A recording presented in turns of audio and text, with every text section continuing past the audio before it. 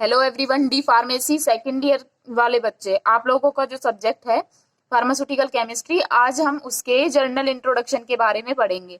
Pharmaceutical chemistry science की वो branch होती है जिसके अंदर आप किसी भी ड्रग की केमिस्ट्री के बारे में पढ़ते हैं। ड्रग की केमिस्ट्री से क्या मतलब है कि अगर कोई दवा है उसके बारे में क्या क्या पढ़ोगे कि वो किस तरीके से तैयार हो रही है।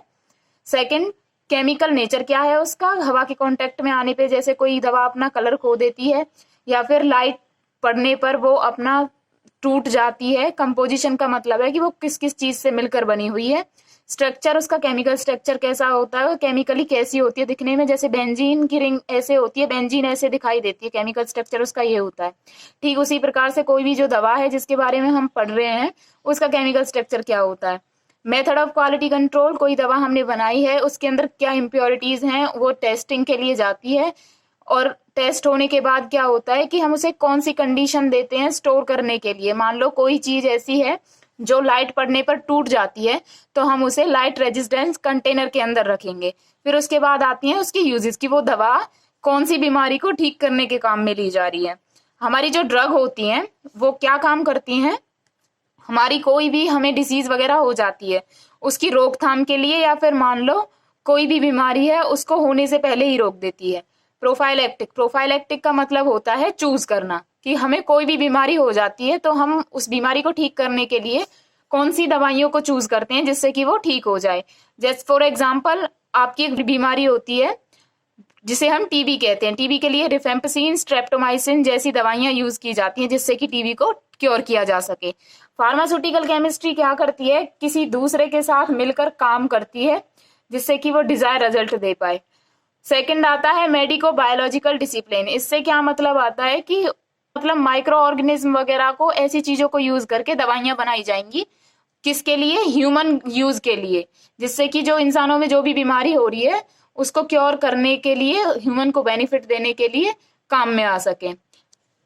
उसके बाद आता है कि हम किसी भी दवाई को बनाने के लिए उसका सोर्स क्या यूज कर रहे हैं।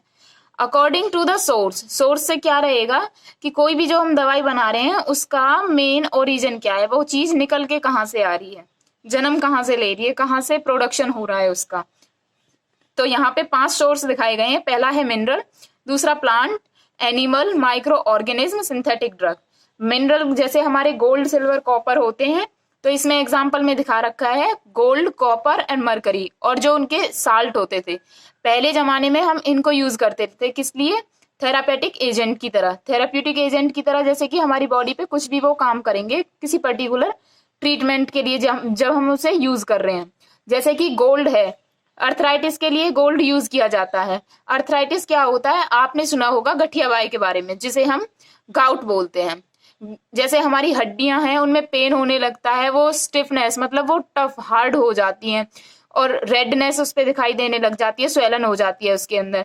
ठीक उसी तरीके से अर्थराइटिस होता है, अर्थराइटिस जिसे हम रूमेटॉइड अर्थराइटिस भी बोल सकते हैं। इससे क्या होगा, ये हमारा जो इम्यून सिस्टम होता है वो खुद की सेल्स को नहीं पहचान पाता और वो खुद की सेल्स पे वर्क करता है जिसकी वजह से वो उन्हें अफेक्ट कर देता है और रूमेटॉइड अर्थराइटिस हमें हो जाता है। और गोल्ड जब इसकी वजह से जो पेन होता है उस पेन से राहत पाने के लिए गोल्ड को उसके ट्रीटमेंट में यूज किया जाता है। दूसरा आता है हमारे पास प्लांट्स का। प्लांट्स कैसे एक इम्पोर्टेंट सोर्स होते हैं ड्रग बनाने के लिए, ये नेचुरली भी चीजों को देते हैं और फिर सेमी सिंथेटिक तरीके से भी इससे ड्रग बनाई जाती है। सेमी सिंथेटिक का मतलब होता है आधा अधूरा, कि आधी नेचुरल चीज रहेगी आधी मैनमेड चीज रहेगी, खुद से तैयार कर रहे हैं। और नेचुरली जिसके अंदर कोई भी चीज आर्टिफिशियल तरीके से नहीं की गई हो, वो नेचुरली हो as it is. Alkaloid morphine का इसमें एग्जांपल दिखा रखा है। एल्कलॉइड मॉर्फिन एक नेचुरल चीज होती है। मॉर्फिन को एसिटाइलेटेड करके लैब के अंदर क्या करते हैं, हम हीरोइन लेते हैं। हीरोइन को बहुत सारे लोग नारकोटिक, नारकोटिक का मतलब होता है कि एक नशीले पदार्थ की तरह इसे यूज करते हैं, इसलिए इसे हम सेमी सिंथेटिक कहते हैं। सेमी सिंथेटिक ड्रग के अंदर हमारा ये हीरोइन आता है क्योंकि ये मॉर्फिन को एसिटाइलेटेड करके मिलता है। फिर उसके बाद आता है हमारे पास नेक्स्ट सोर्स एनिमल्स। एनिमल से हमें क्या मिलता है, इंसुलिन मिलता है। इंसुलिन किसके लिए काम में आता है, एक बीमारी होती है हमारी डायबिटीज। डायबिटीज का मतलब होता है हमारे ब्लड में शुगर लेवल बढ़ जाता है। ब्लड का शुगर लेवल बढ़ते ही इंसुलिन क्या करता है, उस ब्लड शुगर लेवल को मेंटेन करता है, इसलिए इसे एक्सटर्नली बाहर से देना पड़ता है पेशेंट को। और ये मिलता कहाँ से, एनिमल से। ऑक्स और पिग जो होते हैं उनके पैनक्रियाज से हमें इंसुलिन मिलता है। और कुछ एक्सीपिएंट का मतलब है और कुछ चीजें ऐड की जाती हैं, जैसे कि वुल फैट इसके अंदर ऐड किया जाता है। विटामिन कहाँ से मिलती है हमें? फिश लीवर ऑयल से, कोड लीवर ऑयल से। फिर उसके बाद आता है हमारा fourth, micro organism. Micro organism से हमें कैसे मिलेंगे? एंटीबायोटिक जो बनती है वो हमारी माइक्रो ऑर्गेनिज्म से बनेंगी, जैसे कि पेनिसिलिन एग्जाम्पल दिखा रखा है, ये हमारी पहली एंटीबायोटिक रही थी।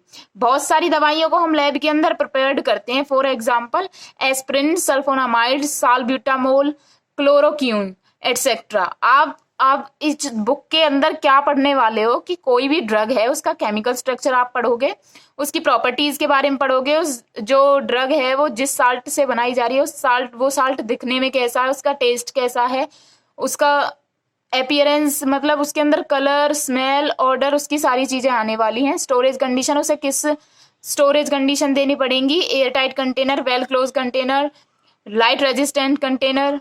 उसके बाद आता है यूजेस की, उसे यूज किस तरीके से किया जा रहा है, किस चीज के ट्रीटमेंट में उसे यूज किया जा रहा है।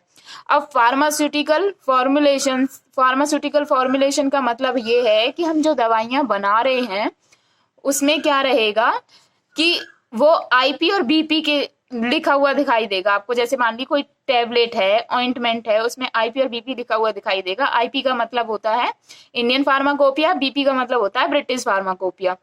अब आप इन मेडिसिन्स को प्रैक्टिस में लेते हैं, प्रोफेशनली प्रैक्टिस में, तो इसलिए इनका प्रोप्राइटरी नेम जानना भी बहुत जरूरी है। प्रोप्राइटरी नेम होता है ब्रांड नेम। ब्रांड नेम का मतलब कि कोई भी दवाई है वो मार्केट में किस नाम से मिल रही है। फॉर एग्जाम्पल पैरासीटामोल एक कॉमन टैबलेट है जो फीवर को डाउन करने के लिए यूज होती है, एंटीबायोटिक के अंदर आती है, वो सबको पता है। वो ब्रांड नेम है, मतलब मार्केट में किस नाम से मिलती है, वो अपने साल्ट के नाम से भी मिलती है, पैरासीटामोल, और क्रोसिन के नाम से भी मिलती है। नेक्स्ट चैप्टर में आपका जो जनरल इंट्रोडक्शन है, chapter number 1 pharmaceutical chemistry, second D pharmacy students का, वो फिनिश होता है। नेक्स्ट चैप्टर में आप लोग पढ़ोगे केमिकल नेमिंग ऑफ ड्रग्स।